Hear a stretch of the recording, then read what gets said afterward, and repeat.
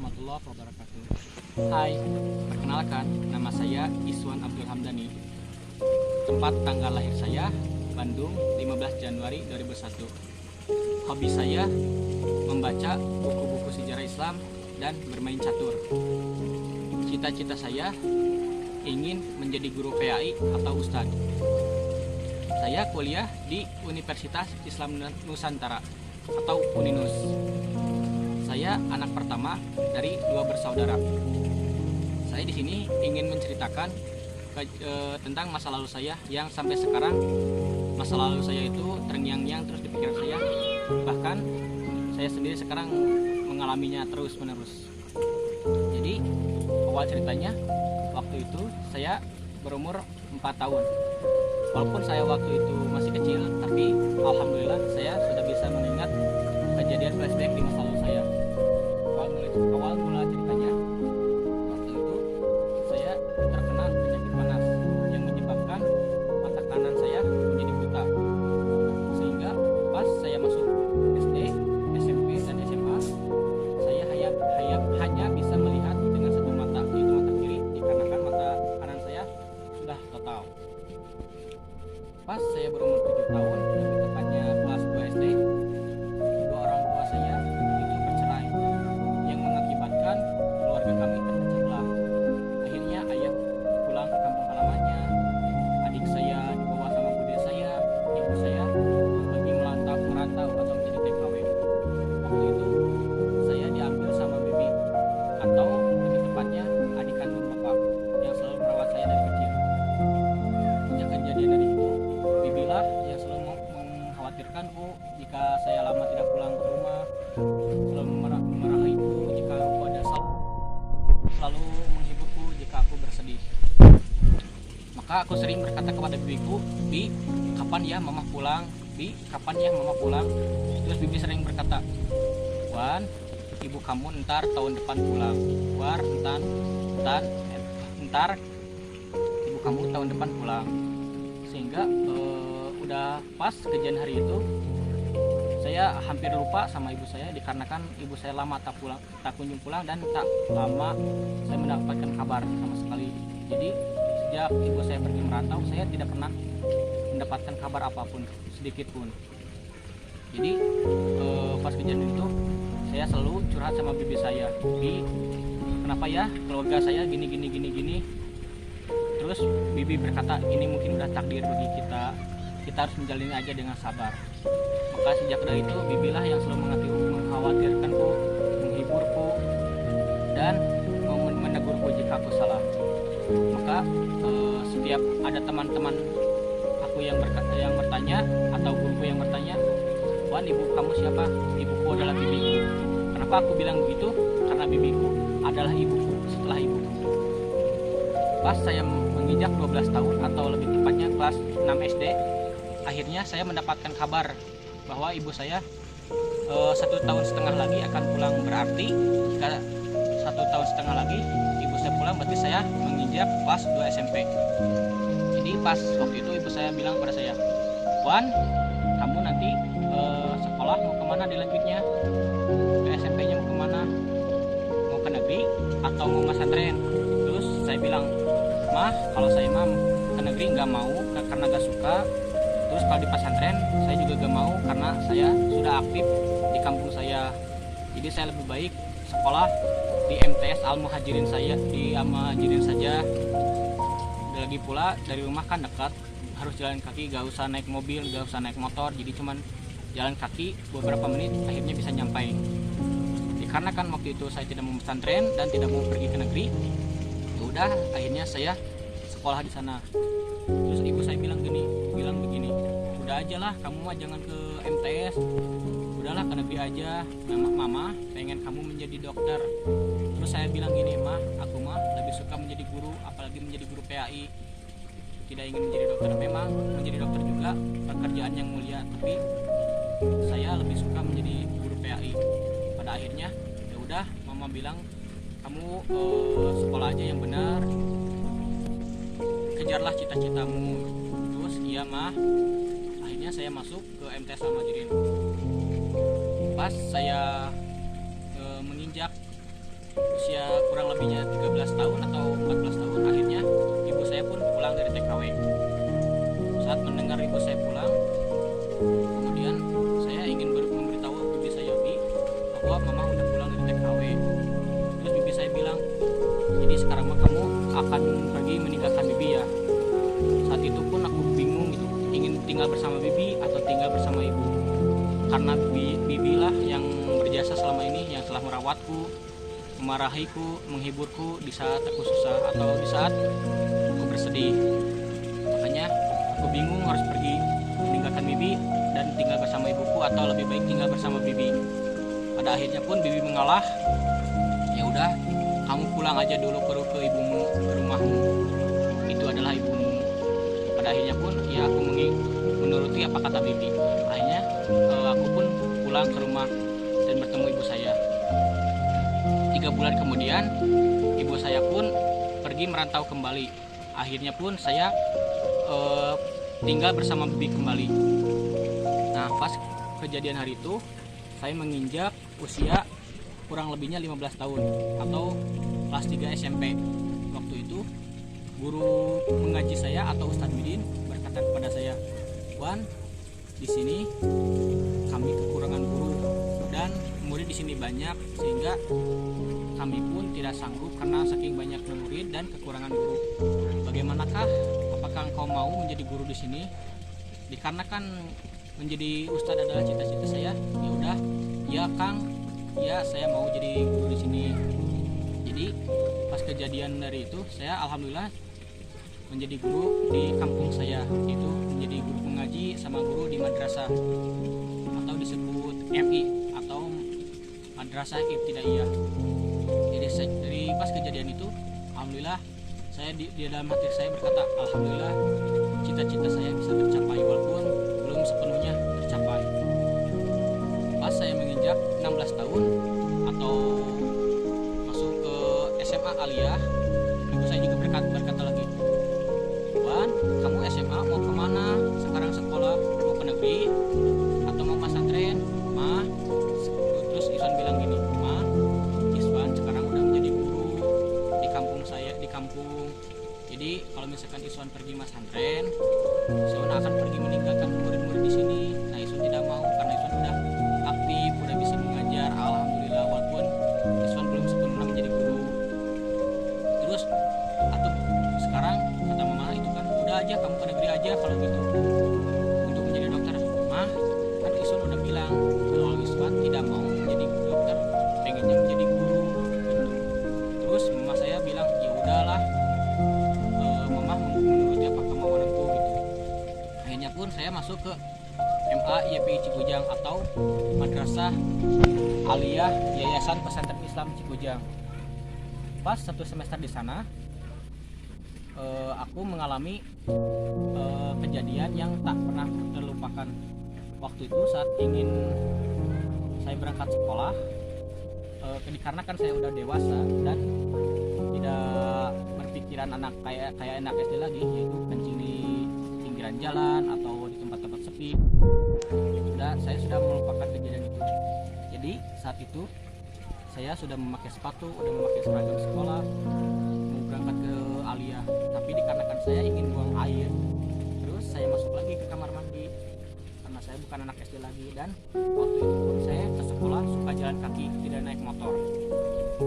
Nah, pas kejadian itu sesudah saya buang air kecil, tidak tahu dan memang saya tidak tahu di dalam WC itu kan ada kecoa. Akhirnya si kecoa itu mengencingi mata saya yang sebelah kiri, yang menyebabkan kedua mata saya ini menjadi total. Akhirnya saya menjadi tunanetra total, sepenuhnya total. Jadi ya istilahnya saya waktu itu tidak bisa melihat apapun, benda ataupun barang ataupun apa, cahaya pun saya tidak bisa melihat, yang menyebabkan total dua-duanya total. Pas kejadian hari itu saya pun bersedih gitu kan, malah sempat ingin bunuh diri dikarenakan saya tidak menerima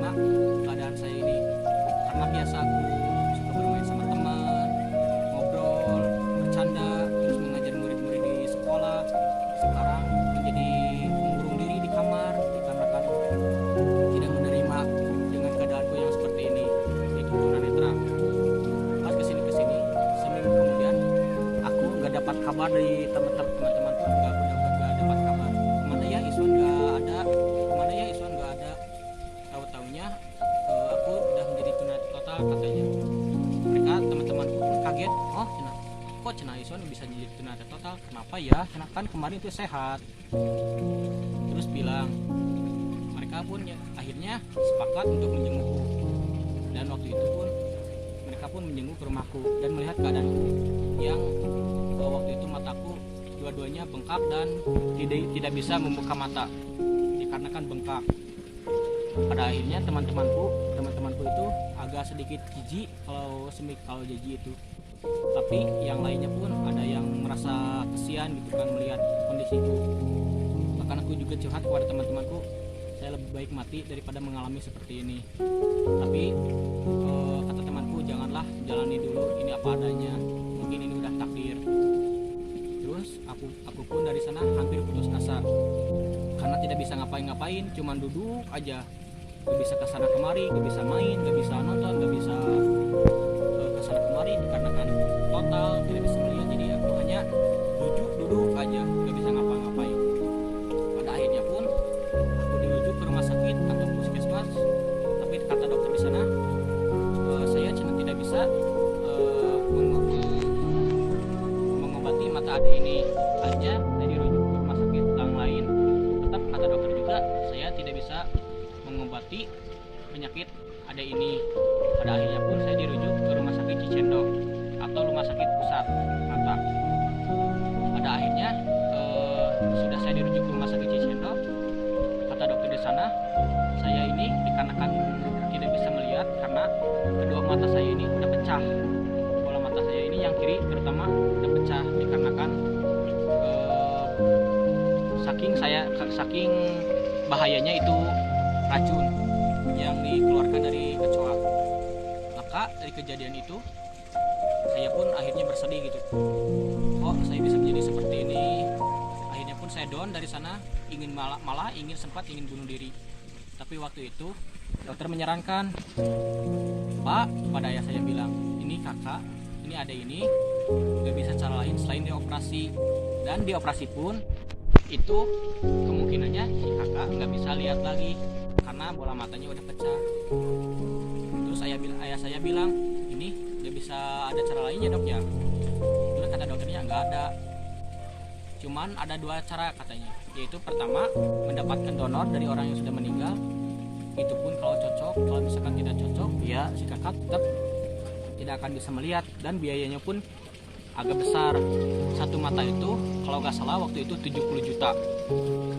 Dan ada cara kedua yaitu ditambal, karena mata saya ini udah pecah maka harus ditambal agar si cairan bola matanya nggak keluar terus. Pada akhirnya saya memilih yang ditambal aja lah daripada saya harus digantikan mata saya ini sama orang yang sudah meninggal. Terus ya udah nggak ada cara lain, saya pasrah aja lah gitu. Terus kata dokternya juga, walaupun ade dioperasinya untuk menutup tambalan yang bocor tadi, tapi ade nggak bisa lihat lagi katanya. Terus saya pun dari sana menangis dikarenakan saya udah pasrah, udah gak bisa ngapain lagi. Udah dibilang saya gak akan bisa melihat lagi, udah saya pasrah kayak gitu. Pada akhirnya pun saya pulang ke rumah, dan pas saya pulang ke rumah ternyata sudah ada guru ngaji saya yang di sana yang sudah menunggu saya. Terus saya bilang, Pak, kepada guru saya ini, guru ngaji saya, Pak Ustadz, saya kata dokter saya divonis udah nggak bisa melihat lagi. Terus guru ngaji saya bilang, Wan, itu mah kata dokter, kata manusia. Kalau Tuhan beda lagi, Tuhan aja bisa menciptakan langit dan bumi. Dokter bisa menciptakan apa coba? Belum tentu Allah, belum tentu apa namanya, jangankan besok, nah sekarang aja kamu bisa dibikin bisa melihat lagi sama Allah. Itu mah cuman kata dokter, kamu udah divonis gak bisa melihat. Tapi kan Allah beda lagi. Dia yang menciptakan langit dan bumi segala berserta isinya. Cuman bisa membuat kamu melihat aja, gampang, kun fayakun, maka terjadilah. Kemudian dari sesudah aku mendengar curhatan dari guru saya, alhamdulillah ya saya bisa menerima dengan kondisi saya, walaupun tetap saya tidak sepenuhnya menerima kondisi saya. Maka dari itu pun saya menjalani operasi. Dan sesudah saya menjalani operasi, dan benar saja saya memang tidak bisa melihat walaupun mata saya udah utuh. Dan sejak hari itu pun kata dokter beberapa bulan, atau lebih tepatnya saya kurang lebihnya satu tahun tidak bisa melihat. Terus pas saya kontrol lagi ke rumah sakit, terus kata dokter begini, kakak mah udah percuma mau kesini lagi juga, hasilnya tetap gini, gak akan bisa melihat, gak akan ada bedanya lagi, udah aja gini. Terus saya bilang, dok, saya harus gimana? Terus kata dokter juga, udahlah, kamu mah sekarang berujuk aja ke Pajajaran. Terus saya bilang, mau ngapain ke Pajajaran? Sekolah, kata dokter. Hah? Bingung. Kok yang tunanetra total, yang tidak bisa melihat, kok bisa sekolah? Ada, kata dokter saya itu. Pusatnya di Pajajaran. Nah, udah mendengar dari sana, saya berkeinginan sekolah gitu. Udah melanjutkan sekolah. Tapi pas saya pulang dari rumah sakit, saya memberitahu orang tua saya, nama ayah saya, Pak, saya kata dokter udah divonis tidak bisa melihat lagi, walaupun saya kesana lagi, percuma, katanya saya tidak akan ada hasilnya lagi. Terus kata dokter, saya mah disarankan untuk sekolah di Pajajaran. Terus kata ayah saya, ngapain sekolah jauh, udahlah jangan di rumah aja. Saat saya mendengar percakapan dari ayah saya gitu, saya langsung down lagi. Terus bicara sama ibu saya, Bu, mah saya pengen sekolah dikarenakan ada sekolah khusus anak tunanetra. Terus ibu saya juga bilang, ngapain sekolah jauh, janganlah, lebih baik di rumah.